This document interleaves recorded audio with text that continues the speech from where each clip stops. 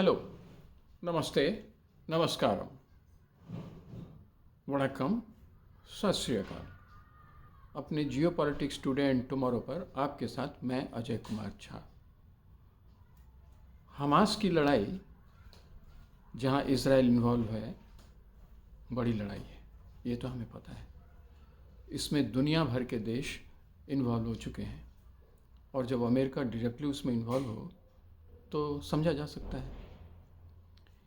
ठीक यही स्थिति यूक्रेन में थी, पर वहाँ अमेरिका तो इन्वॉल्व रहा है, अमेरिका के साथ सारे वेस्टर्न कंट्रीज इन्वॉल्व रहे हैं, परंतु इसराइल का मसला कुछ अलग ही है, ये हमें पता है।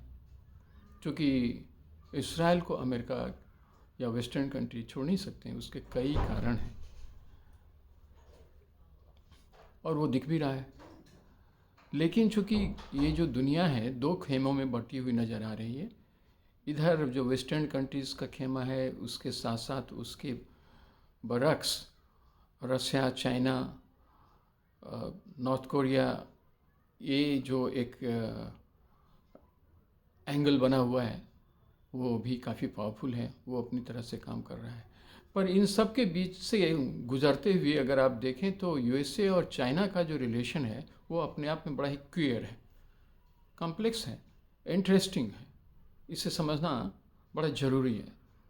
क्या सचमुच अमेरिका और चाइना एक दूसरे के दुश्मन हैं? मुझे तो बिल्कुल नहीं लगता और कतई ये हैं भी नहीं और हो भी नहीं सकते हैं, क्योंकि आज की जो स्थिति है वह बिल्कुल साफ है कि पूरी इकोनॉमी को, जो ग्लोबल इकोनॉमी है, उसको यूएसए और चाइना दोनों मिलकर के ड्राइव कर रहे हैं।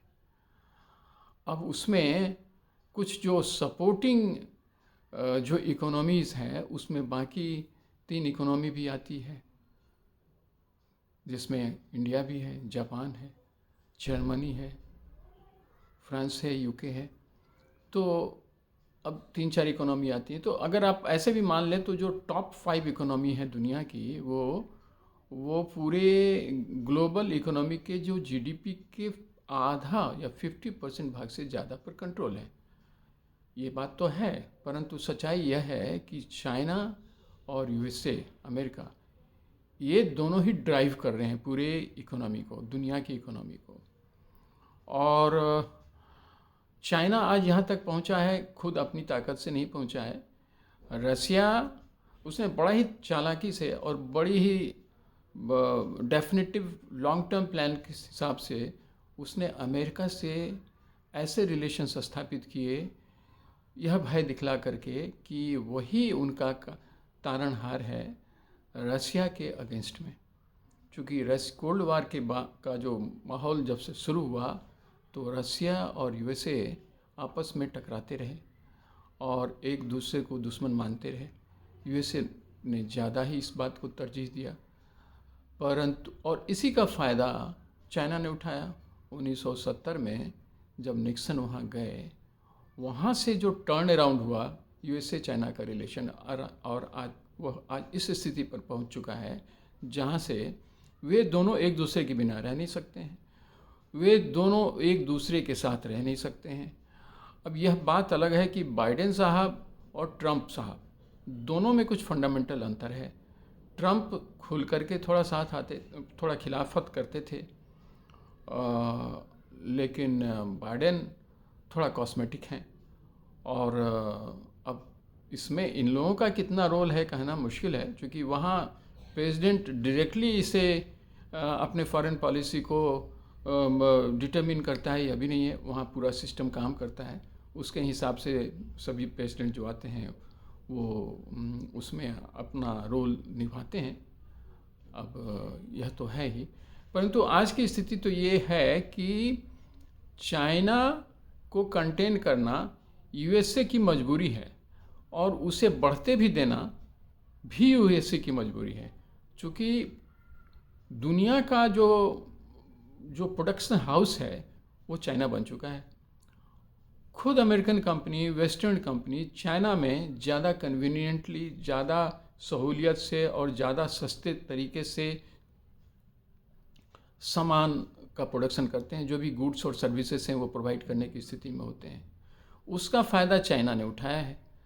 उनके साथ उनकी ही टेक्नोलॉजी को या तो रिवर्स ऑर्डर में उसको अपने हिसाब से अपनी एक पैरेलल इकोनॉमी भी खड़ी कर ली है, टेक्नोलॉजी की खड़ी कर ली है, और साथ ही साथ उनकी जो टेक्नोलॉजी है वह भी वो उनके साथ चल रहा है ऑब्वियसली, और जो सप्लाई चेन है उसे भी वही डिटरमिन करता है। अमेरिका में भी अमेरिकन कंपनी ही सस्ते दामों पर उन्हीं की चीज़ें उन्हें प्रोवाइड करता है, इसलिए कि वो चाइना में बनता है। और चाइना में जो डिक्टेटरशिप की जो बात लोग करते हैं और जो की जाती है, और खुद अभी बाइडेन ने भी कहा, वो कैपिटलिस्ट इकोनॉमी को सूट करता है, क्योंकि कई तरह के जो कंपल्सन्स हैं होते हैं डेमोक्रेटिक कंट्रीज़ के, वो उससे वो निजात पा करके फ्री हो करके वो चाइना में काम करता है। जो बड़े बड़े जो जेंट्स हैं, जो कॉरपोरेशंस हैं, मल्टीनेशनल्स हैं, वो वहाँ सुविधाजनक तरीके से काम करते हैं, इसका फ़ायदा उन्हें मिलता है। बहुत सारी चीज़ें हैं। तो ये एक आप उसे कह सकते हैं फ्रेंड भी हैं और एनिमी भी हैं, कुछ ऐसा ही है। और जिस तरह से बेल्ट एंड रोड इनिशिएटिव जो चाइना का चल रहा है, उसे अमेरिका एक तरह से अंदरूनी तौर पर सपोर्ट ही कर रहा है। ये बात अलग है कि उसने इंडिया के साथ भी इस तरह के पैरेलल जो रोड रेल लिंक वो बनाने के लिए अलग मध्य पूर्व से होते हुए उसने भी कुछ प्लान किए हैं, और उसमें भारत भी शरीक हुआ है। ये सब सारी चीज़ें चल रही हैं, पर कंट्राडिक्टरी जो एक तरीका है अमेरिका का, वो चल रहा है। उसमें वही हमास की मदद भी करते हैं और करवाते हैं, और वही हमास को डिस्ट्रॉय करने में आज इसराइल के साथ भी खड़े हैं, वही पैलेस्टाइन को भी मदद करते हैं, वही और भी कतर को मदद करते हैं, और फिर वही उनका विरोध भी करते हैं। अब ये सब सारी चीज़ें हैं। अब जो इंटरनेशनल डिप्लोमेसी की जो ये सब जो कंट्राडिक्शंस हैं वो तो हम देख रहे हैं, वो तो है।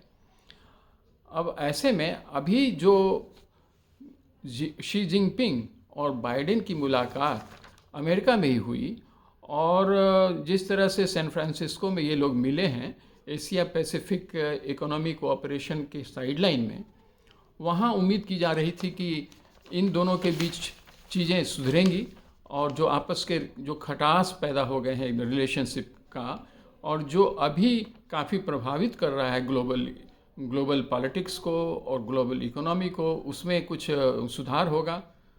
अब ये तो एक मीटिंग से हो नहीं सकता, ऐसा चाइना ने कहा भी है, परंतु चीज़ों में क्या उसके फल और फलाफल होंगे, ये देखने और समझने की बात है।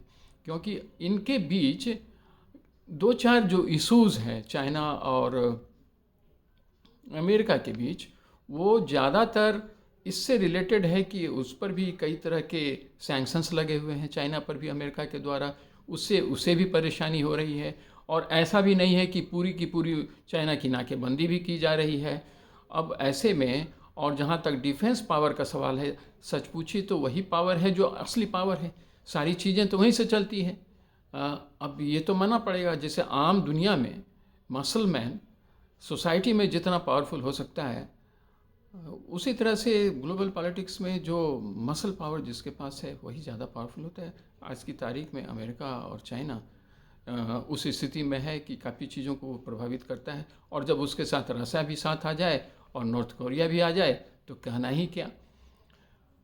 अब जहाँ तक अभी जो हमास की जो लड़ाई हो रही है, और वहाँ जो जिस तरह से चीज़ें बदल रही हैं, मध्य पूर्व की पूरी स्थिति बड़ी ही कठिन दौर से गुजर रही है, उसमें माना जा रहा था कि वो सीधा डायरेक्ट इंटरेस्ट तो अमेरिका का ही है, परंतु अब चीज़ें जिस तरह से दिख रही हैं कि यह सीधे अमेरिका का है नहीं, यह चाइना का भी है। और चाइना यही चाहता भी है, चाइना यह कहता भी है कि दुनिया की इकोनॉमी को अमेरिका आप करते तो हो कंट्रोल, लेकिन हमारे बगैर नहीं कर सकते हो, क्योंकि यहाँ हम भी हैं, और हम भी आज स्थिति में हैं कि हम दुनिया की ज्योग्राफी, दुनिया की पॉलिटिक्स, दुनिया की इकोनॉमी को हम तुम्हारी ही तरह वहाँ उसे प्रभावित कर सकते हैं। इसलिए मेरे भी इंटरेस्ट पूरी दुनिया के हर एक कोने में ठीक उसी तरह है जैसे तुम्हारे हैं। इस स्थिति को समझने की कोशिश करो, वो उसे सीधा सीधा कहता है डिफेंस पावर हमारी भी ताकतवर है, तो आप हमारे बगैर चल नहीं सकते हो, और हमारी जो टेक्नोलॉजी है कई मामले में तुमसे बेहतर होती जा रही है, कई क्षेत्र में, चाहे आप आईटी सेक्टर में देख लीजिए, इंजीनियरिंग में देख लीजिए, आउट ऑफ वर्ल्ड वो उसके जो टेक्नोलॉजी हैं काफ़ी तेज़ी से बढ़ रहे हैं हर जगह। वो चाइना अमेरिका को कई बार वो कई तरह से मदद भी कर सकता है अगर अमेरिका चाहे तो। वैसे अमेरिका की अपनी ताकत भी बेइंतहा है, इससे भी कौन इनकार कर सकता है। तो अभी इसी बात को समझते हुए इन लोगों जो अभी बाइडेन और शी जिनपिंग में मुलाकात हुई, उससे लगा कि कुछ चीज़ें सुधरेंगी और शायद सुधरें, क्योंकि मिडल ईस्ट में जो चाइना का इंटरेस्ट है वो भी कोई कम नहीं है, और वह साफ परिलक्षित होता है ईरान के थ्रू।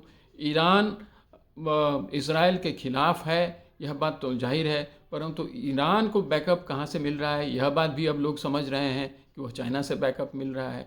हमास में जो अंडरग्राउंड उतने टनल्स बने, अब माना जा रहा है कि उसमें टेक्नोलॉजी पूरी की पूरी चाइना की रही थी और रही है।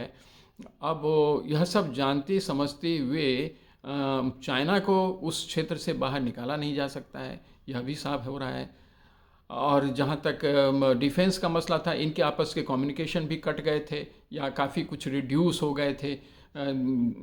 अमेरिका और चाइना में कई तरह के डिफेंस कोऑपरेशन चलते रहते थे, उसमें काफ़ी कमी आ गई थी, तो उसे रीइस्टेब्लिश करने की बात हो रही है, क्योंकि उसके बगैर कई बार मिसहैप्स हो जाते हैं, हवाई दुर्घटनाएं हो जा रही हैं। अमेरिका चाइनीज़ जो बैलून है जो उसके एरिया से गुजरता है उसे शूट कर देता है।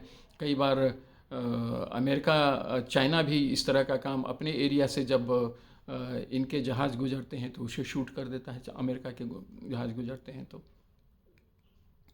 तो उसे बहाल करने की बात हो रही थी। तो उससे चाइना इस बात को इम्प्रेस करना चाह रहा है कि भाई ऐसा करने से हमारे आपसी संबंध थोड़ा बेहतर होंगे और ग्लोबल पॉलिटिक्स को, ग्लोबल इकोनॉमी को, जियो पॉलिटिक्स को उससे मदद मिलेगी, और इस बात को अमेरिका मानता भी है। इसके अलावे भी एक समय था जब ओपियम वॉर की स्थिति जो इंग्लैंड ने पैदा कर दी थी चाइना में, वो स्थिति अब चाइना अमेरिका में पैदा कर रहा है, कुछ वेस्टर्न कंट्री में भी पैदा कर रहा है, कंट्रीज़ में। तो जिसकी वजह से जो ऐसे कुछ ड्रग्स वहाँ सप्लाई हो रहे हैं उससे अमेरिकन पॉपुलेशन अफेक्टेड हो रहे हैं। अब इन सब चीज़ों को कैसे ठीक किया जाए, इस पर बातें ये लोग करना चाह रहे थे और इन लोगों में बातें हुई भी हैं। अब ये बात भी तय है कि क्या अब ऐसे में भारत कहाँ बैठता है। भारत ठीक है, भारत का भी एक ग्रोइंग इकोनॉमी है, भारत की भी चीज़ें सुधर रही हैं, परंतु चाइना और अमेरिका से तो भारत बहुत पीछे है, मीलों पीछे है अभी। और जिस रफ्तार में हमारी प्रगति हो रही है, ऑफ कोर्स काफ़ी तेज़ हो रही है, परंतु अब जहाँ उस स्पीड से अमेरिका और चाइना चल रहे हैं, हमारे स्पीड काफ़ी कम है। तो अब उसमें टैक्टफुलनेस ही एक स्ट्रेटेजी बचता है जो मोदी जी की सरकार उसी से निपटते हुए करना चाहती है, और उसका फ़ायदा भी मिलता है भारत को। नॉन अलाइनमेंट की पॉलिसी तो भारत की शुरुआत से ही रही है, नेहरू जी के समय से ही रही है, सच पूछे तो आज भी वही है, परंतु तब हम वीक नज़र आते थे और आज हम उतने वीक नज़र नहीं आते, बावजूद इसके कि हमारी ताकत उतनी नहीं है जितनी इन लोगों की है, बावजूद इसके कि जो टैक्टफुलनेस है उसे काफ़ी हिम्मत के साथ भारत एम्प्लॉय कर रहा है अपने रिलेशंस को निगोशिएट करने के क्रम में। आज वो एक तरह से इसराइल के साथ है और साथ एक तरह से नहीं भी है। वो हमास को के खिलाफ तो है, परंतु पैलेस्टाइन के खिलाफ नहीं है, पैलेस्टीनियन जनता के खिलाफ नहीं है। उसी तरह से यूक्रेन रसा का तो साथ दे रहा था, परंतु यूक्रेन को सीधे तौर पर कंडेम करने में भी परेशानी रही है भारत को। बहुत सारी चीज़ें हैं, तो अब इसका फ़ायदा तो ज़रूर भारत को मिल रहा है। उसकी वजह से अमेरिका के साथ इसकी प्रॉक्सिमिटी भी बढ़ रही है, परंतु उतनी भी नहीं है जो फाइव आइज़ के जो ग्रुप्स हैं। अमेरिका जिसके साथ खड़ा है, कनाडा है, यूके है, ऑस्ट्रेलिया है, न्यूजीलैंड है, और उनकी जो भी उनके नाम पर जो कुछ भी बातें वो कनाडा के सपोर्ट में जिस तरह से वो कर दिया करता है और भारत को उसकी वजह से दबाव में बनाए रखना चाहता है, बावजूद इसके कि भारत के साथ उसके कई तरह के अब कोलैबोरेशंस हर क्षेत्र में बढ़ भी रहे हैं। तो ये hit and run, hit and love का जो रिलेशनशिप भारत के साथ जो अमेरिका ने एम्प्लॉय किया हुआ है, वो ठीक कुछ उसी तरह से है जैसे वो पाकिस्तान के साथ भी करता रहा है, आज भी कर रहा है। तो बहुत बड़ा फ़र्क नहीं पड़ा है अमेरिका का भारत के प्रति नज़रिया में, परंतु और इस बात से भारत को इस बात की समझ है। तो मैं समझता हूँ कि इन्हीं सब चीज़ों को ध्यान में रखते हुए आज जो चाइना अमेरिका के रिलेशंस में अगर किसी तरह का सुधार हो रहा है, तो वह इतना भी सुधार अगर हो जाए कि वे दोनों इतने अच्छे फ्रेंड हो जाएं, तो भारत की ज़रूरत ही अमेरिका को क्या रहेगी। यह भी एक समस्या है। तो सच पूछिए तो यह भी भारत के लिए तो ठीक नहीं है। तो इस कम्प्लेक्स रिलेशनशिप में जियोपॉलिटिक्स के जो कम्प्लेक्स रिलेशनशिप्स हैं, उसे होते गुजरते हुए चीज़ें चल रही हैं। अब इसे हमें और भी आगे वॉच करते रहना होगा। आप मेरी इन बातों से सहमत हैं तो please subscribe my channel, like my channel and share my channel, और अपने दोस्तों में इसे शेयर करें, कमेंट्स हमारे साथ शेयर करें, और हम लोग एक संवाद बनाए रखें। Thank you. जय हिंद।